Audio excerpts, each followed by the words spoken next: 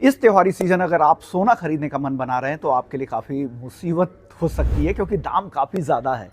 इस साल ही सिर्फ 60% से ज़्यादा दाम बढ़ चुके हैं। घरेलू बाजार में कीमतें और भी ज़्यादा है, लगातार बढ़ते जा रहे हैं। और सिर्फ चांदी नहीं, सोने का भाव भी घरेलू बाजार में अगर आप डेरिवेटिव मार्केट से देखेंगे तो 2-3 हज़ार रुपये प्रीमियम पर ही मिलेंगे। आमतौर पे जब भाव बढ़ते हैं तो फिजिकल मार्केट में डिमांड कम होने से डिस्काउंट में मिलता है, लेकिन अचानक से पिछले 10 दिनों में डिमांड इस तरह से बढ़ी है कि प्रीमियम पे भाव सोने के भी हैं हाजिर बाजार में और चांदी के, और इस तरह के प्रीमियम ये दिवाली तक जारी रहने की संभावनाएं हैं। अब भाव की बात कर लेते हैं।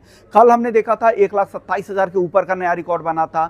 आज भी 1,27,000 के बेहद करीब है सोना। तो ये तेज़ी पूरी तरह से इंटैक्ट दिख रही है और ये टाइम बीइंग के लिए ये तेज़ी घटने वाली नहीं है, क्योंकि जो फैक्टर्स हैं वो भी सपोर्ट कर रहे हैं। कॉमेक्स पर गोल्ड फ्यूचर्स में $4,200 के ऊपर टिक गया है, $4,200 के बेहद करीब स्पॉट गोल्ड भी है।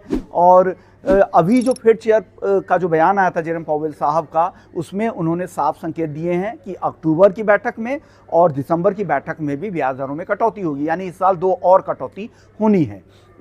साथ ही उन्होंने लेबर मार्केट की जो जॉब ग्रोथ में जो धीमापन है उसको लेकर भी चिंताएं जताई है। तो ये जो फैक्टर हैं वो गोल्ड को सपोर्ट कर रहे हैं। अब और फैक्टर की बात करते हैं। ट्रंप और चाइना के बीच में जिस तरह से शी जिनपिंग लगातार बयानबाजी कर रहे हैं, पाबंदियां लगाई जा रही है, नए टैरिफ के अनाउंसमेंट हो रहे हैं, इससे अनिश्चितताएं काफ़ी ज़्यादा बढ़ती, क्योंकि दो दुनिया की सबसे बड़ी इकॉनमी अगर आमने सामने होती है तो इससे अनिश्चितताएं, ग्लोबल ग्रोथ पर सवाल होते हैं और बहुत तरह के तनाव बढ़ते हैं, और उसका सिर्फ फ़ायदा गोल्ड को ही मिलता है। यही वजह है कि गोल्ड लगातार मजबूती के साथ खड़ा है। हमने देखा था अब ट्रंप लगातार दबाव बना रहे हैं और कह रहे हैं कि हॉस्टाइल बिहेवियर है, इकोनॉमिक हॉस्टाइल बिहेवियर कह रहे हैं चाइना के बारे में।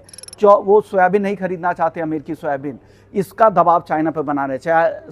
चाइना खरीदने के लिए तैयार नहीं है। चाइना ने अब वापस से जो साउथ कोरिया की एक शिप बिल्डिंग कंपनी है उसके 5 अमेरिकी यूनिट पर पाबंदी लगा दी है। तो इस तरह के जो रिटेलिएटरी एक्शन है ये अभी थमने वाले नहीं है, ये तनाव बरकरार रहेगा और इसका पूरा फायदा गोल्ड को ही मिलने वाला है। और इसी वजह से हम देख रहे हैं कि गोल्ड एक के बाद एक नया रिकॉर्ड बनाता जा रहा है।